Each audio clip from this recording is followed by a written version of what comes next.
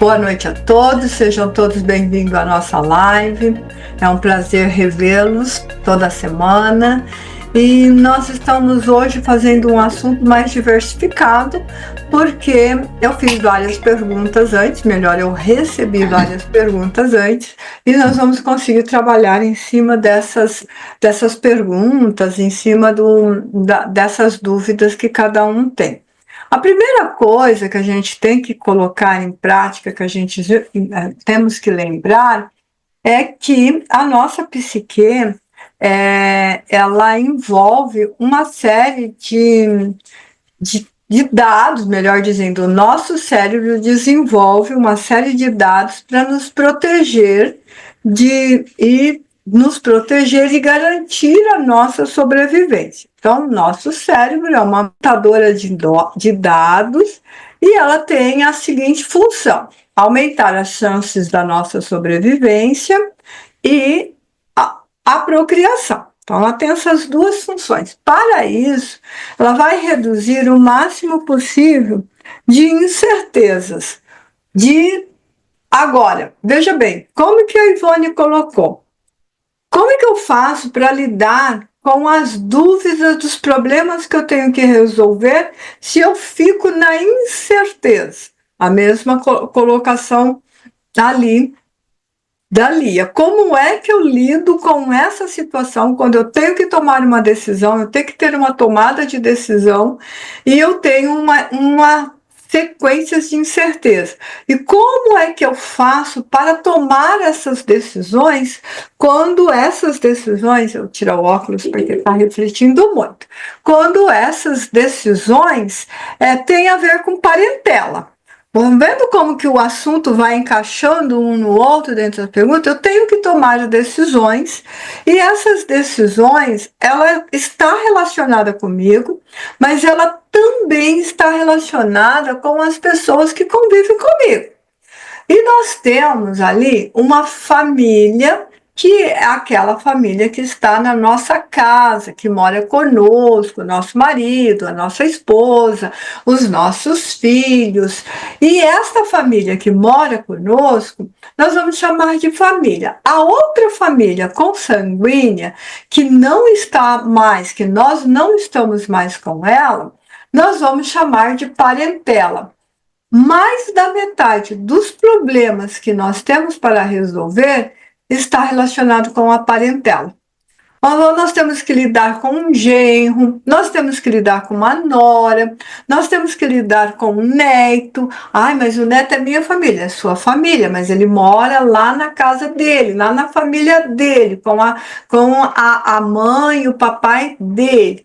Ele é nosso parente. Quando está conosco, quando está na nossa casa, nós vamos ter uma atitude, vamos ter um cuidado. Quando está fora, nós vamos ter outro cuidado e outra atitude. Mas a parentela mais difícil para a gente lidar são o quê? Os pais, os irmãos, os filhos casados, os genros, as noras, as dificuldades que nós vamos ter para lidar com os problemas deles, quando os problemas deles nos envolvem, que entra ali já na questão do Carlos, que momento a gente saber como cuidar do filho, como cuidar da filha, como que esse determinismo psíquico da família influencia na nossa vida, influencia nas nossas atitudes. E nós vamos enrolando, enredando uma série de coisas em torno de nós, e nós vamos ter o quê? Dúvidas, nós vamos ter o quê? Inseguranças. Então, as emoções negativas, ali muito bem colocado, e os pensamentos obsessivos também perguntados, são o quê? São situações onde nós vivemos, sentimos e começamos a repetir na nossa mente. Ai, meu Deus, eu não dou conta disso, eu estou com medo, ai, vai dar tudo errado, eu não vou conseguir resolver. E vamos criando um enredo diante de nós, e esse pensamento, essa linha de pensamento que utilizamos e que vamos criando, o cérebro vai, o nosso cérebro, o nosso cérebro aqui, no sentido de computar os dados, no sentido de guardar a memória, no sentido de nos proteger, no sentido de nos colocar em segurança, dar a sobrevivência para nós. Ele vai separando o que é importante e o que não é importante. Então vamos fazer o seguinte, vamos figurar uma figuração. Eu tenho que tomar uma decisão com relação ao meu pai, ou à minha mãe, ou ao meu irmão. Vamos fazer de conta aqui que essas pessoas que eu citei está tomando umas atitudes, o filho, né, está tomando umas atitudes que nos machuca, que nos prejudica, que nos fere. Mas nós não conseguimos tomar uma resposta, dar uma resposta cognitiva para eles, porque o nosso cérebro vai fazer esse alerta, essa sinapse, te buscando na memória, nesse dado guardado de que ele é seu pai, que ela é sua mãe, que é o seu irmão, que é o seu filho, que é a sua filha. E aí você fala assim, e aí, o que eu faço? Você cria essa situação de, e agora, eu tomo a decisão? Eu resolvo isso, eu vou ferir profundamente. Estou falando aqui no aspecto do funcionamento do nosso cérebro e não estou ali falando igual a semana passada que eu falei da psique, as emoções, trabalhando as emoções. Eu estou falando aqui de uma memória guardada, nós temos uma memória afetiva, aquela pessoa é sua mãe, aquela pessoa te cuidou, aquela pessoa te criou, você é um adulto hoje, você é um ser responsável porque aquela mãe fez isso, aquele irmão que conviveu com você. Mas, às vezes, a atitude que aquela pessoa está tomando é muito prejudicial com relação a você. Mas, Sônia, como que pode ser prejudicial se é minha mãe, se é meus irmãos, se são, né, a parte da família? É minha família, é minha filha, Sônia, é meu irmão. Sim, mas eles são pessoas e antes de ter essa titularidade de família, de parentela, são seres humanos que vai errar igual você erra, que vai tomar atitude drástica, que vai te ferir e que vai te magoar. Então, quando nós só conseguimos olhar pela emoção de que é o seu pai, de que é a sua filha, de que é seu irmão, muitas vezes nós não estamos nos dando pertencimento de agir, você não está se autorizando a agir por você, você não está confiando na sua capacidade de discernimento, de raciocínio, mas essa pessoa me fere, essa pessoa me magoa, nós precisamos nos proteger. A pessoa está te dando tapa, outro dia a pessoa me disse assim, Sônia, a pessoa está me ferindo, mas Jesus, a pessoa é cristã, mas Jesus disse que era para oferecer a outra face, para aqueles que te ferem na face. Mas ele não disse para você ficar debaixo dele apanhando o tempo todo. Ele não disse para você deitar lá e deita aqui e você ser o saco de pancada. Pode fazer de mim gato e sapato, porque você está ferindo a minha face e eu tenho que dar a outra face. Não é isto. Nós temos o direito de defesa, nós temos o direito de proteção e nós temos que defender os nossos direitos. Ele também disse, bem-aventurados que têm sede de justiça. Então a gente precisa entender que quando a gente está recebendo uma atitude errada, você não precisa revidar com a mesma atitude, mas você tem que tomar uma atitude de prudência, de defesa, de desvio. Se isso significa cortar relações familiares, porque às vezes a pessoa fala, mas é meu parente, eu não quero cortar relações familiares, porque nós temos que viver uma família, nós temos que viver uma coisa. Com relação a isso, e a pessoa coloca essa situação aí de Jesus, dou outra resposta com relação a isso. Ele perguntou para as pessoas quem era a mãe dele e quem eram os irmãos.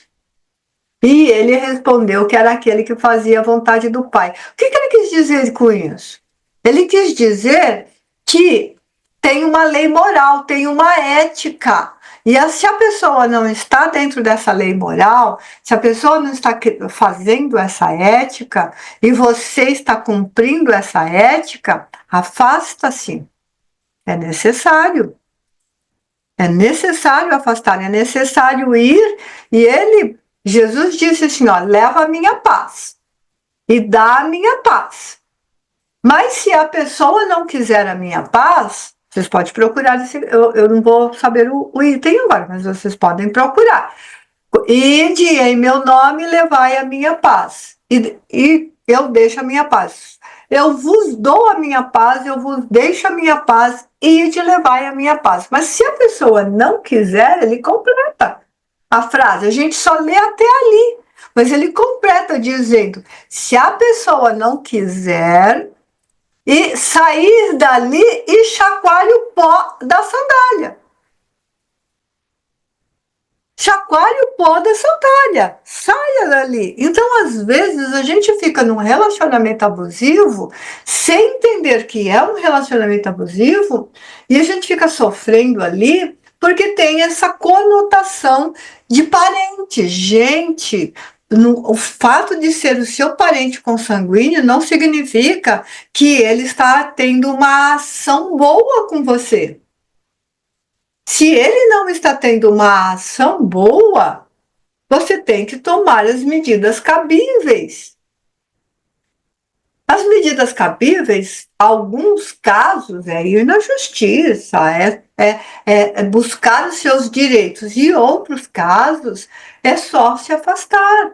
Manter a cordialidade, não ter convivência. Você pode encontrar, eu costumo dizer uma coisa bem legal, que tem alguns parentes na nossa vida que eles são maravilhosos nos encontros ocasionais, casamento e funeral. Tirou dali, do casamento e do funeral, a pessoa vai te prejudicar. Então, busca irmãos de coração. Porque às vezes a gente não tem esse respaldo do seu irmão consanguíneo, mas você tem uma amizade fiel, fidedigna, que dá a vida por você. E que te protege, que te cuida, que te tira de enrosco que tu precisa. Então, essa pessoa é aquele irmão que ele comentou. Então, esse é seu irmão. Agora, quando essas coisas acontecem conosco e não são parentes, não tem nada a ver com laços sanguíneos, nós nos sentimos mais ágeis e mais seguros de tomar essas decisões. E às vezes nós temos que tomar decisões que são difíceis para nós, porque nós vamos ter que ter uma autoridade, precisamos dessa autoridade, dessa confiança perante a outra pessoa. E nós temos medo de não ter essa autoridade, de não ter essa autoestima de confiança que o Rafael falou. Então nós aceitamos um monte de coisa, nos sujeitamos a um monte de coisa, porque essa autoestima de confiança não existe em nós. Então a pessoa nos insulta e a gente não consegue ter uma resposta.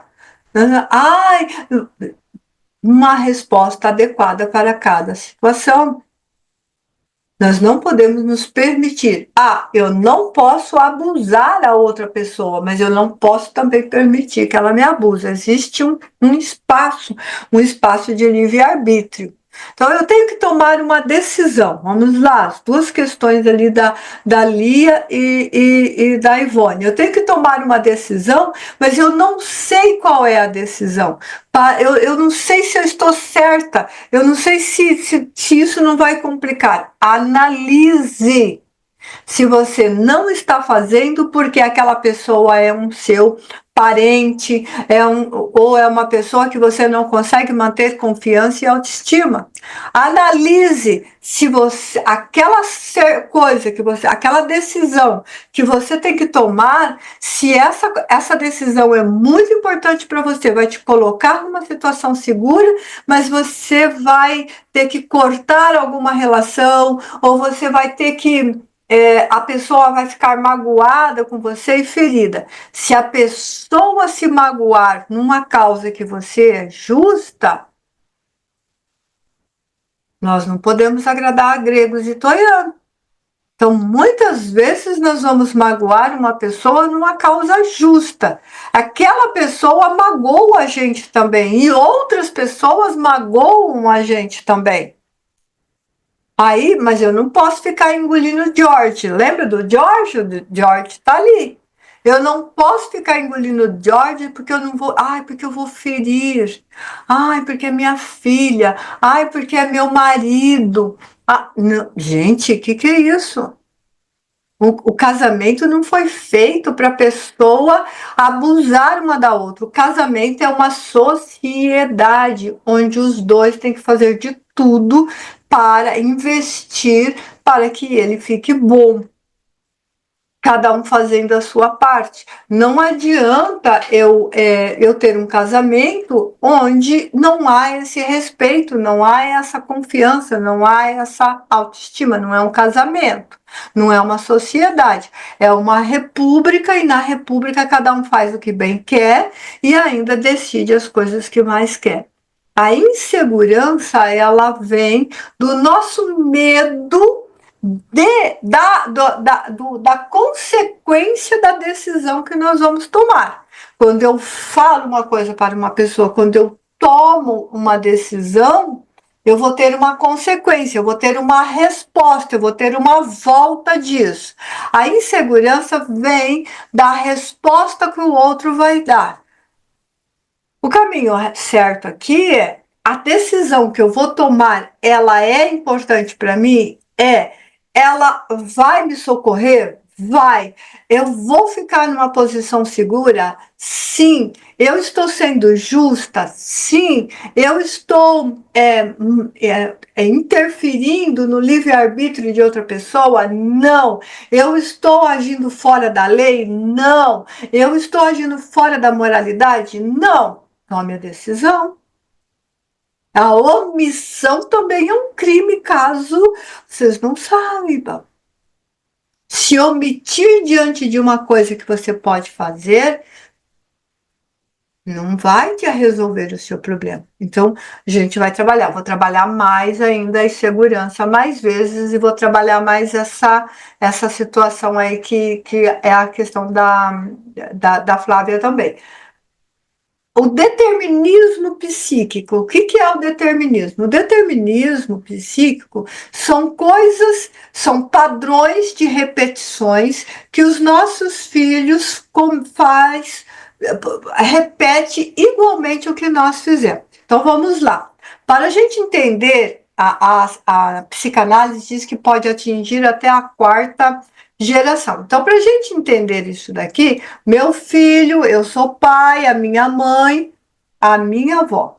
Então, vamos lá. Vamos ver se eu vou pegar aqui. Meu bisavô. Então, meu bisavô e a minha bisavó tinham o hábito de fazer uma determinada coisa. Então, vou inventar uma coisa aqui para entender o determinismo psíquico. O meu bisavô tinha o hábito da infidelidade. E a minha bisavó tinha o hábito do alcoolismo. Ou a minha bisavó tinha o hábito da infidelidade sexual. Estou falando da infidelidade sexual. E o meu pai tinha o hábito do álcool. Então, o meu bisavô tinha o hábito do álcool. eles tiveram filhos e os meus avós, da mesmo ramo da família, tá? Do mesmo lado da família. Os meus avós, com o tempo, também adquiriram, repetir o hábito aqui. O filho repete o hábito do pai. O pai é alcoólatra, se torna alcoólatra e ele procura uma mulher que tem o padrão da mãe da infidelidade sexual. Então ele se casa, ele é sua avó, e ele tem o alcoolismo e a avó tem o hábito da infidelidade sexual. Aí eles têm filhos, esses filhos que vão ser seus pais, que vão ser seus. Aqui é o bisavô, aí que vai ser seu avô e a sua avó. A avó o avô tem o hábito do pai do alcoolismo de novo e vai procurar uma esposa que repete o padrão da mãe. Então, o seu tá vindo aqui, ó, 3 gerações já, tá a mesma coisa. Aí vem o filho aqui.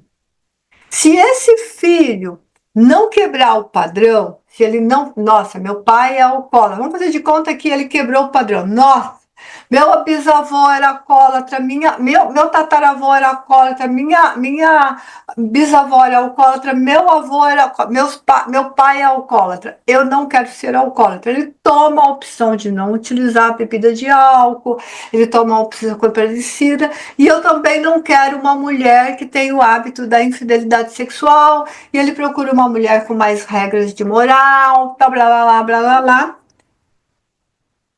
Ele quebrou o padrão.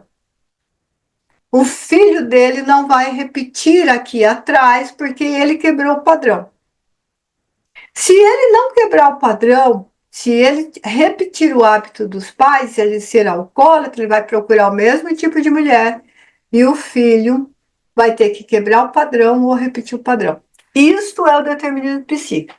A psicanálise, a psicologia diz que é até 4 gerações. Eu coloco 5 aqui porque a neurociência diz que a gente tem traços desde lá da época das cavernas. Então, nós vamos trazer esse padrão repetitivo. Eu coloquei aqui do alcoolismo e a infidelidade sexual. Vale por um monte de coisa, vale aqui para o dinheiro. Se a família tem um lema do dinheiro, de que, nossa, dinheiro é sujo, dinheiro é pecaminoso, rico não entra no céu, porque Jesus falou isso, que era mais fácil entrar um camelo do que um rico no céu, ou melhor, era mais fácil a agulha, o camelo passar no buraco da agulha, do que um rico entrar no céu, ou o dinheiro é contaminoso, ou então quem nasceu, vou falar o lema da minha família que eu quebrei, eu fui a primeira pessoa a quebrar, e depois de mim várias outras pessoas quebrou, e é um padrão da minha família materna, do lado da minha mãe. O lema da família era: quem nasceu para vintém não chega a tostão. Quem nasceu para vintém não chega a tostão. Ou seja, você nasceu pobre, você tem que morrer pobre, você vai ter que sofrer. É bom você sofrer, você nasceu para isso, você tem que carregar tijolos. Não adianta você estudar porque você nasceu para vintém. Eu falei, quando eu comecei a ouvir isto, melhor ler, né? Ler. Eu não quero isso, não. Eu não quero uma vida miserável, eu não quero uma vida de falta de cultura. Eu quero ler, eu quero aprender. Minha família não tinha dinheiro para comprar livros, a minha família não tinha dinheiro para comprar um jornal, para assinar um jornal.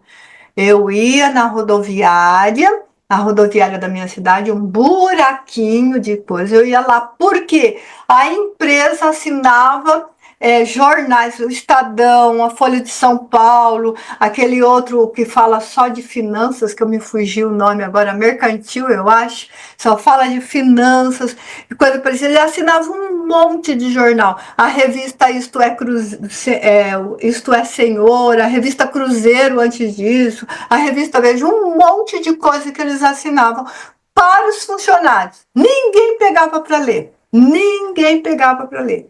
E eu ia lá, uma garotinha albina, com os cabelos branquinhos, meio ceguinha, porque eu uso óculos bem pequenininha, meio ceguinha, nessa época eu não dava óculos, ia lá assim, surda, e perguntava se podia levar. Eu levava aquele monte de coisa para casa. ia ler as revistas, os jornais, fazer cultura para assim. Por quê? Porque eu não queria uma vida de ignorância. A ignorância é sacra, eu não queria aquilo, eu batalhava para aquilo, eu corria. Ai, meu Deus, não precisa fazer isso. Precisa. Ai, não tem dinheiro para estudar. Vou estudar do jeito que eu for. Do jeito que eu puder. Fui trabalhar de empregada doméstica na casa de uma pessoa rica para a nossa cidade, padrão. O que você quer ganhar? O direito de estudar. Você paga a escola para mim, o material? Coisa. Trabalhava, ela falava assim, a Soninha trabalha de graça para mim. De graça não, ela estava pagando a escola para mim. É isso. A escola me matava de trabalhar durante o dia, por isso que eu brinco que eu sei cozinhar muito mais do que vocês imaginam, só não gosto, porque foi desse jeito que eu estudei, mas eu valorizo quem cozinha, porque eu valorizo quem quer ser Masterchef, por quê? Porque foi por aí. Que foi, você paga? Pago. Aquele outro lá ficava sabendo que se fizer tal coisa em tal lugar, no colégio das irmãs, no colégio, eu estudava no colégio católico, no colégio de freira, o padre lá precisava não sei o quê, limpar não sei o quê, fazendo não sei o quê. Só não podia beber o vinho do padre, né? Então, mas tô lá dentro. Limpava a igreja. Olha, a igreja era enorme. Limpava a igreja, fazia as coisas para ter o direito ao quê? A biblioteca fechada. Porque tinha uma biblioteca pública para os alunos e tinha uma biblioteca fechada para professores. Mas aí na lábia, eu sempre fui marqueteira, sempre nasci bem para a lábia. Podia não ouvir direito, podia não falar direito, porque eu não sabia pôr a língua lá, mas marqueteira tinha direito à biblioteca dos professores. Pelo quê? Ter acesso à cultura, gente. Então, isso é quebrar o padrão. Nossa, mas eu tenho uma irmã que fala assim, a vida é muito difícil mesmo, né? Porque a gente nasceu, quem nasceu para vir tem, não chega mesmo a tostão. Repetindo o padrão da família. Eu quebrei. Eu quebrei. Os outros não. Então, isso é o determinismo psíquico. Então, sim, os nossos filhos vão repetir os nossos padrões. Sim, a gente tem que prestar atenção de como que a gente vai educar. E sim, a gente coloca nos nossos filhos muito daquilo que a gente aprendeu lá atrás. E sim, se a gente engoliu muita raiva dos nossos pais, muita repressão, a gente dá uma liberdade excessiva para os filhos que também viram tudo uma porcaria. Por quê? Porque ficam pessoas frágeis, ou ficam pessoas explosivas, ou pessoas que não conseguem se definir no que quer, pessoas que acabam se escondendo, pessoas que acabam não sabendo como que ele tem que se amar, como que ele tem que ter autoestima, ou pais que dá tudo, teve uma pobreza miserável, aí pega o filho em enche o filho de luxo, é porque eu não tive isso, eu não tive aquele outro, eu tive aquele outro, e dá brinquedo, e dá isso, e dá aquele outro, e dá curso, e dá futebol, e dá, sei lá o que mais, vai pro violão, e aí, quando é que a criança vai ser criança? Isso é narcisismo. Você está gozando o seu narcisismo no seu filho. Você está tentando fazer o seu filho realizar todas as coisas que você queria fazer. Seu filho é obrigado. Eu tive um caso, gente, muito interessante da menina que queria ser psicóloga. A mãe, o pai, a mãe querendo realizar o desejo dela, o sonho da vida dela era ser engenheira. Você vai ser engenheira, porque eu queria ser engenheira e meu avô não podia, meu pai não podia pagar, o seu avô era muito pobre, lá, e aí você vai ser engenheira. O sonho é da menina ou é dela? A menina veio para mim e falou assim: tua filha quer ser psicóloga? Deixa ela ser uma excelente psicóloga, um excelente profissional do que uma péssima engenheira para satisfazer o seu ego. Ou então um outro caso interessantíssimo que eu achei assim o máximo, o menino fez os 5 anos de direito, fez a prova, 5 ou 6 anos, fez a prova de OAB, passou de primeira, pegou o negócio, pegou a carteirinha, pegou tudo, deu no nome do pai. Pronto, tá aqui. Sou o que você queria que eu fosse. Agora eu vou fazer medicina porque esse é meu sonho. Você nunca perguntou qual era o meu sonho. e foi fazer medicina já com quase 30 anos. E hoje é um excelente médico. Quebrou o padrão. Mas de quem que é? Isso é narcisismo. Ah, eu não tive escola de balé, vou pôr minha filha no balé. Ah, eu não tive inglês, vou pôr minha filha no inglês. Ah, eu não fiz karatê, era meu sonho, vou pôr a minha filha no karatê. Ah, eu não sei o que lá. Minha filha quer fazer aquele outro, aquele outro. São seus desejos, são os seus sonhos, são as coisas que você quer. O seu filho quer fazer. Ai, mas meu filho é muito inquieto, acho que eu vou pôr na natação, acho que eu vou pôr no.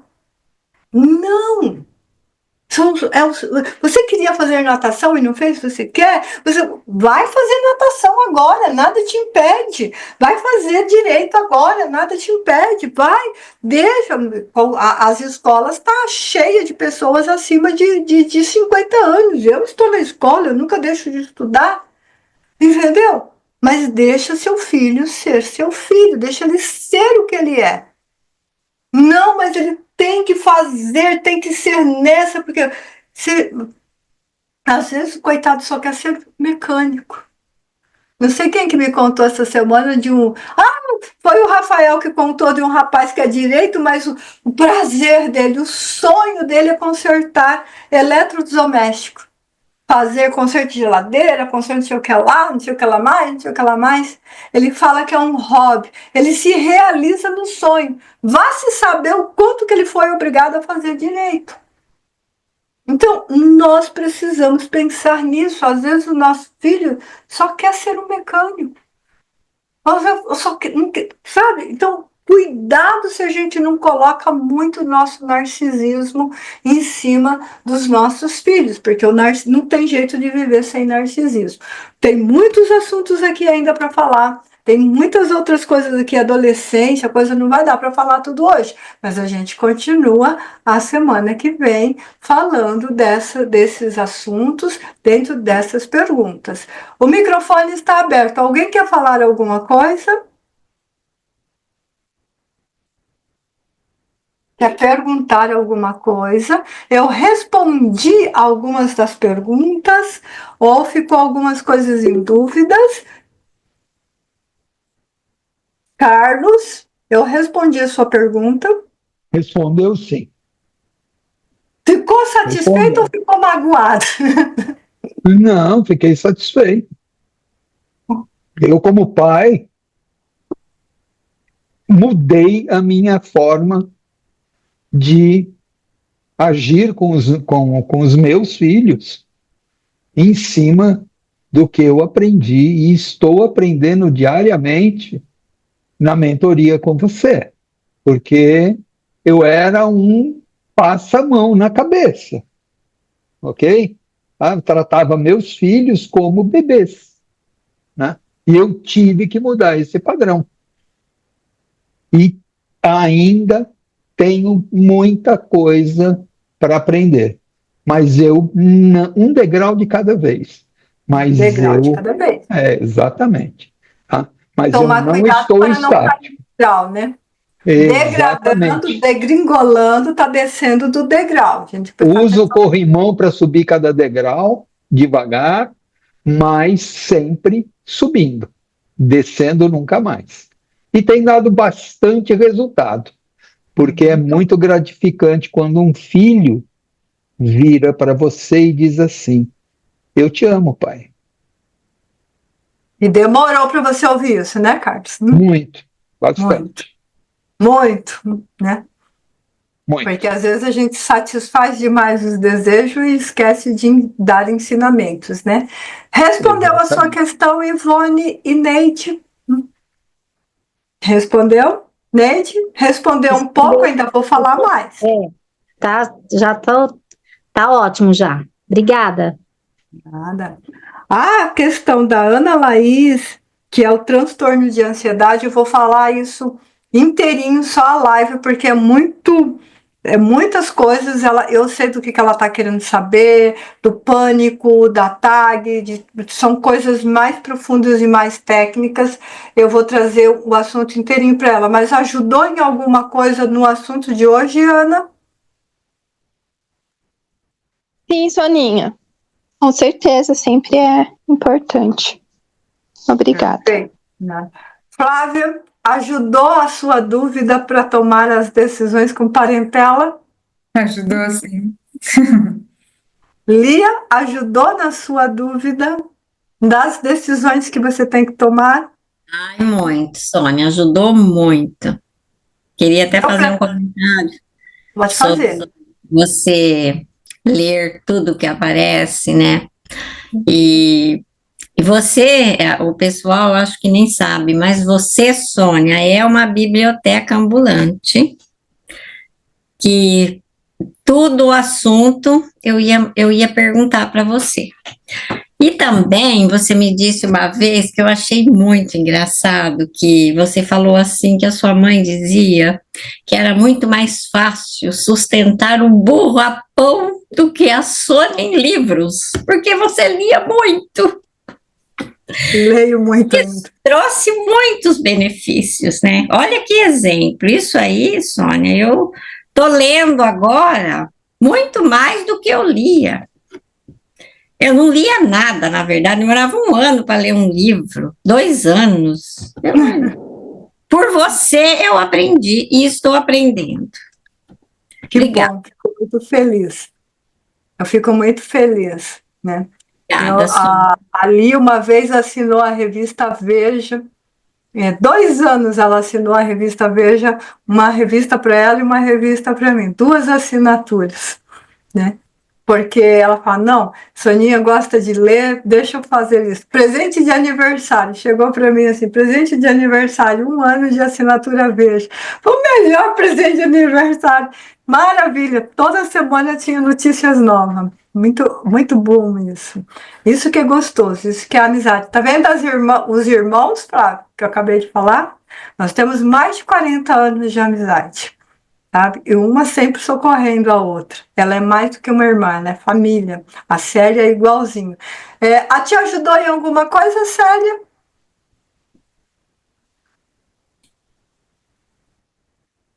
Sim, com certeza, né?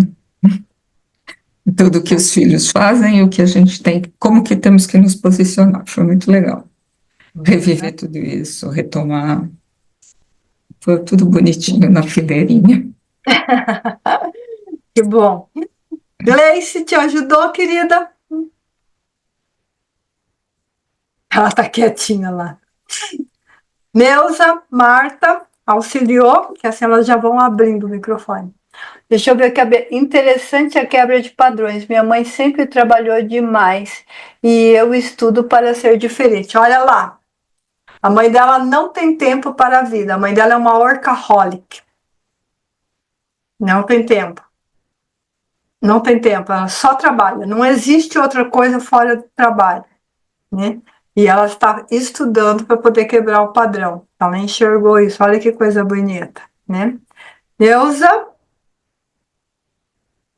Rafael, Marta, auxiliou. Jonas, o seu assunto eu ainda vou falar mais profundamente, é igual da Ana Laís. Vou trazer uma live completa sobre crianças e adolescentes, tá? Soninha sempre ajuda, né? São temas que são recorrentes na vida de todos nós. Eu acho que a gente analisar com carinho, com cuidado, a gente vai perceber que tem muito mais coisas na nossa vida que a gente possa imaginar, que é a repetição de padrão, que é a repetição de problemas, que é a forma com que você lida com as coisas. Então, acho que identificar isso, tentar mudar, independentemente do momento de vida que você estiver vivendo, é fundamental para você ter o resto da sua vida ser melhor do que foi até agora. E é assim que a gente tem que fazer. Perfeito. Professor, que bom ver a sua pessoa linda, maravilhosa aqui conosco. Quer colocar alguma coisa? Eu não sei até quando que você viu, porque eu estava com a tela fixa e eu não sei quanto que você ouviu. Quer colocar para nós? Sonia, deu para acompanhar bem. Você coloca bem, claro, em qualquer momento que entrar na live, ficar um pouquinho atento, dá para compreender bem o tema, né? Uhum. E o tema girou em torno da escolha, das escolhas que nós fazemos, né?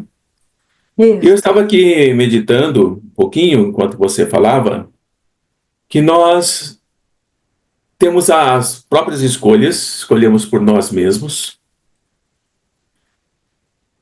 Escolhemos para aqueles que nós achamos que não têm capacidade de escolha, então nós escolhemos por eles. É o que você disse, eu quero que você seja advogado, eu quero que você seja isso, eu quero que você seja aquilo que eu não fui, eu quero que você não passe pelo que eu passei. Então, são escolhas. Mas nós não podemos esquecer, e você deixou isso claro, que toda escolha nos leva a duas possibilidades. Ou nós escolhemos ficar na zona de conforto que nós já estamos, nós recuamos diante de uma possibilidade, ou nós escolhemos pular para aquilo que nós podemos chamar de desconhecido. Ambas as opções são válidas. Eu posso ficar na zona de conforto ou eu posso entrar para uma zona desconhecida. Mas o interessante é que quando nós escolhemos para ficar na zona de conforto, nós abrimos mão da nossa coragem de explorar o desconhecido. Então, quando nós decidimos que o conforto é o melhor, nós caímos naquilo que podemos chamar de acomodação. Por mais doentia que ela possa ser, por mais que ela nos fira, por mais que ela nos enfraqueça, mas nós escolhemos isso. Mas quando nós escolhemos sair da zona de conforto e decidimos explorar o desconhecido, nós estamos usando a nossa coragem. E essa coragem, ela é um ato deliberado, nós decidimos. É o que o Carlos estava falando, e outros estão vivenciando, e eu também já vivenciei. Quando nós deixamos que o nosso filho escolha, e nós não escolhemos por ele, nós estamos dando a liberdade para ele sair da zona de conforto e ir para o desconhecido, ou permanecer naquilo que nós já instituímos como padrão. O que é importante é entenderem que tanto a zona de conforto quanto o desconhecido é algo que já existe, que é o conforto, e aquilo que não existe, que é o desconhecido. Então nós podemos, resumindo essa questão da escolha, ficarmos prisioneiros de nós mesmos, daquilo que nós já acreditamos, não adianta mudar nada, eu estou com tal idade, minha vida já está padronizada dessa forma, e eu não tenho forças para sair daqui. Ou então fazer como muitos fazem, abre mão desse conforto e se lança ao desconhecido. É o caso do advogado, que atendeu à solicitação do pai e depois foi fazer medicina. Por que não? Ou uma escolha, na verdade, duas escolhas. Fazer a vontade do pai, depois fazer a vontade dele. Entregou para o pai aquilo que o pai queria ser, e agora eu vou fazer aquilo que eu quero ser. Escolhas o tempo todo. Nós escolhemos estarmos aqui essa noite. Nós escolhemos ouvir, analisar e tomar decisões. E poderíamos ter escolhido também ignorar que tem um encontro da noite e ficar na minha zona de conforto, no meu celular, ou seja lá o que for. Então a live, ela abre um parâmetro muito importante em nossa mente, que é quais foram as escolhas que eu fiz até hoje, quais as que me libertaram e quais as que me aprisionaram. Sempre teremos as duas, mas qual é aquela que me motiva a viver? Qual escolha me motiva a viver? Que dá colorido para a minha vida? Que faz com que eu sinta o meu coração batendo e eu possa olhar e dizer, eu tenho ainda muito o que escolher. Não preciso ficar acomodado e aguardando a morte chegar. Né? Então a live tem essa característica de nos levar a essa reflexão sobre a própria vida, como de todos nós. Basicamente esse é o meu comentário desse encontro que a gente está fazendo aqui. É isso. Obrigada, Antônio. Você sempre abrilhanta as nossas lives. A live de hoje foi feita em cima de perguntas. Antes de começarmos, eu fiz uma rodada de perguntas, por isso vocês podem estar sempre fazendo, eu tenho essa dúvida, tal. Na live eu vou perguntar e vou tentar trabalhar. Vou trabalhar os temas que não dá para responder, não dá para encaixar, como eu encaixei o determinismo, a decisão, porque são assuntos mais intensos, mais profundos, que tem que ter todo um começo, meio e fim dentro da técnica, dentro da realidade. A nossa vida, ela é feita de escolhas, como o Antônio colocou. Nós podemos escolher melhorar, piorar, estacionar. Então, a nossa vida é como uma escada, são degraus. A gente está num degrau e a gente muda para o outro degrau. Ou a gente pode ficar estacionado, ou então a gente pode pular no abismo dos nossos pés. Quanto mais a gente tem dificuldade de tomar decisões e de fazer as decisões corretas, mais aumenta as possibilidades de estacionarmos. E mais abusa as possibilidades, mais aumenta as possibilidades de abusos emocionais sobre nós. Então nós sofremos de ambos os lados. É lógico que nós damos um olhar bastante aberto ao abuso, ao feminismo, à delegacia da mulher, além da Maria da Penha, que sofreu abusos terríveis e conseguiu criar essa lei. Mas o abuso emocional, ele não tem sexo. O abuso emocional ocorre dos dois lados. Nós precisamos ser... Lógico que no feminino, por ser considerado a parte mais frágil, a parte mais delicada, mais sensível, e a mulher principalmente quando essa mulher trabalha o seu feminino. Vou trazer uma live sobre isso também, a mulher, o feminismo da mulher, quando a pessoa é muito fálica, quando acelera e toma decisões no lugar do marido, quando se coloca no lugar do homem, quando complica a sua vida por uma série de coisas, a gente fala, essa mulher é fálica. Então, vou trazer um live sobre isso, sobre o feminino, trabalhar esse feminino. A mulher, ela tem que lutar pelos seus direitos, mas ela também não pode perder a sua característica feminina, que é essa delicadeza, que é esse olhar sensível sobre a natureza. E cada um no seu papel, o homem no seu papel, a mulher no seu papel. E a gente vai trabalhando todas essas coisas. Tem assuntos que são mais intensos. Crianças e adolescência hoje se tornou um problema muito sério e onde tem muita, como é que fala? Muita omissão. Sabe, tem muita omissão com relação a isso. Você vê o que está acontecendo, você percebe o que está acontecendo, mas você não trabalha, você deixa para lá, você tem medo. Tem tantas leis, criadas tantas leis, que acabaram tirando um pouco da responsabilidade educacional dos pais. E, ao mesmo tempo, um desgoverno. Então, as crianças e adolescentes estão sendo criadas com um ambiente tóxico. Então, eu quero trazer bastante isso. Quando é que os pais são tóxicos? Quando você trabalha isso, trazer bastante isso.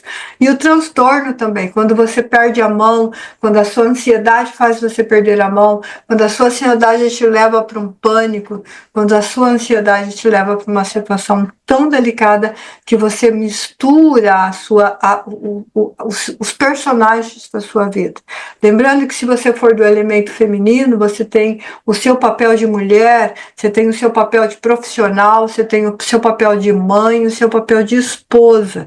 Se você está no elemento masculino, você tem o seu papel de homem, você tem o seu papel de profissional, você tem o seu papel de esposo e você tem o seu papel de pai.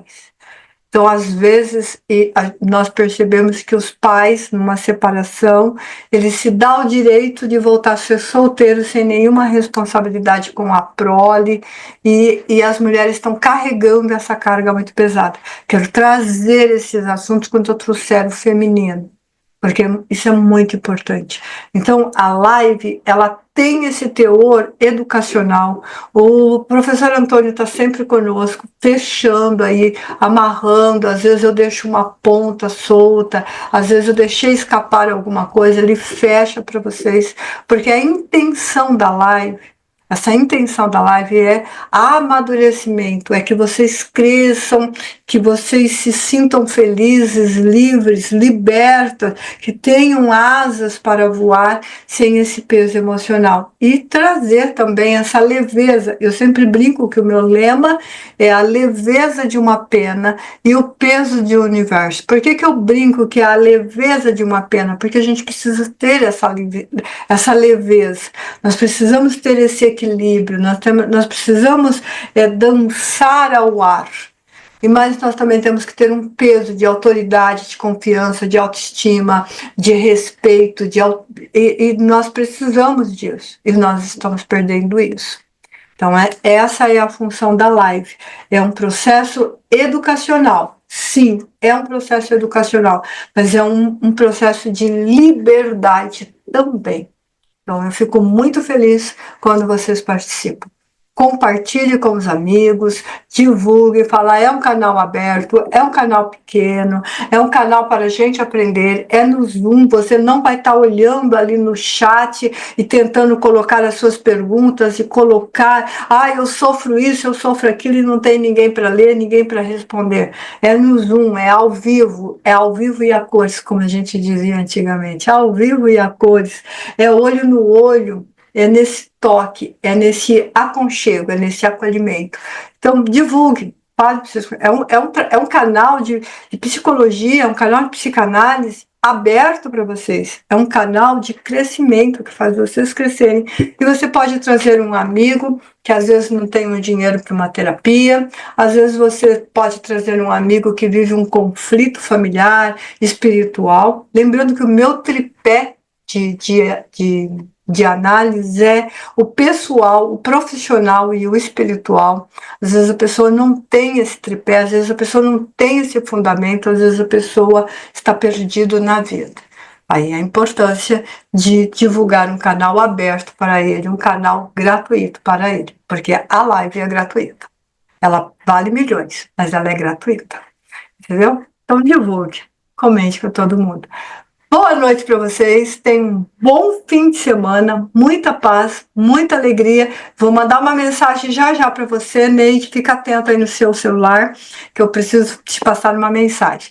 Um abração para vocês, beijo, liberdade, o voo da borboleta, Carlos, isso mesmo, gente. Boa noite a todos, muita paz, muita alegria para vocês.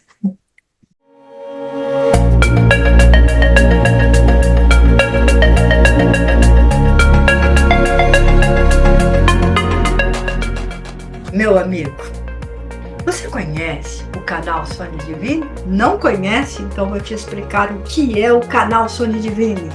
Nós falamos das emoções. O que é o id? O que é o ego? O que é o superego? Como isso interfere na sua vida? O que é o inconsciente? Como que aquele amigo chega e interfere na sua vida e você nem percebe? Como você entra na roda dos ratos, gasta, fica endividado e nem sabe. É porque você não conhece o canal Sônia Divine. Você não conhece o Viva a Vida. Porque nós precisamos ter essa leveza de uma pena, o peso de um universo na nossa vida.